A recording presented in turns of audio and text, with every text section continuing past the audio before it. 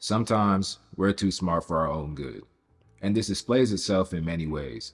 How we perceive ourselves, how we view the world around us, how we approach challenges, and the degree to which we feel comfortable with moving forward on plans or goals. Now, I don't consider myself the smartest guy, but I definitely believe I'm a good abstract thinker, and I'm really good at noticing. And that comes with a lot of challenges. Firstly, sometimes when you're too smart for your own good, you create complex, complicated solutions to simple problems. Or you'll take a roundabout approach to plans that should require one or two steps. The level of procrastination is high, and every action stays in standby for long periods before finally being acted upon. The basic mindset or principle is, wow, it can't be that easy. It's got to be something else. It's a tricky thing to balance, but again, I think it's good to be aware of your decisions and your thought process, but sometimes it takes a long time for you to get the ball rolling if you're too focused on the ifs or the buts, and at some point it becomes a limiting factor. It's a blessing to be knowledgeable, but it's almost like smart people are cursed with being too analytical, like a double-edged sword. Having high awareness forces you to see the depth in everything, which can often lead to more questions than answers. And you know what? It's super difficult to turn off. You either care a lot or you don't give a damn at all. Or maybe I'm just speaking for myself. But seriously, it hampers your ability to go with the flow. You end up thinking and then overthinking and wondering if this or that is the best way to approach things, when maybe it's better to just not care. When I was way younger, this was something I struggled with a lot. In regards to being more social and interactive, I thought I had to say something profound to be acknowledged by other people, when in reality, I just have to play it cool and keep it simple. So if you're that kind of person too, it's easy to recognize that type of anxiety, especially in how it can scare you out of pretty much everything you do.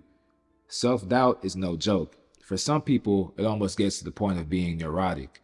They'll be on Google, like, what's the best way to walk? Left leg first or right leg first? One earphone in, music or podcast. They try to do everything the smart way, but they end up not doing anything at all. It's like, maybe if I do something this specific way, it'll work. To maybe, I'm just not going to bother at all. Too much information, too much overload. Which of these is worse? One can often lead to procrastination and bashfulness. The other leads to unforeseen results or a fly-by-night mentality. It's an interesting conversation because sometimes I wonder if being smart is a useless skill. Just in certain cases, not because being smart is bad, but because most people's version of being smart is just being contrarian or apprehensive about everything. We live in a world where smart people are vastly outnumbered by people who don't give a second thought to anything. But one thing those people often have is a skill of delusion, ignorant bliss, or the ability to operate outside the box. And this allows them to make decisions quicker, with more haste and sureness of themselves. It's not the optimal approach, but you got to respect it, or at least I do. And definitely, it's something that many of us can learn from, because the willingness to openly not give a damn is something that many people will never have. Nonetheless, I'd rather other people do dumb things than just enjoy the entertainment, because one thing about stupid people is they teach you what not to do.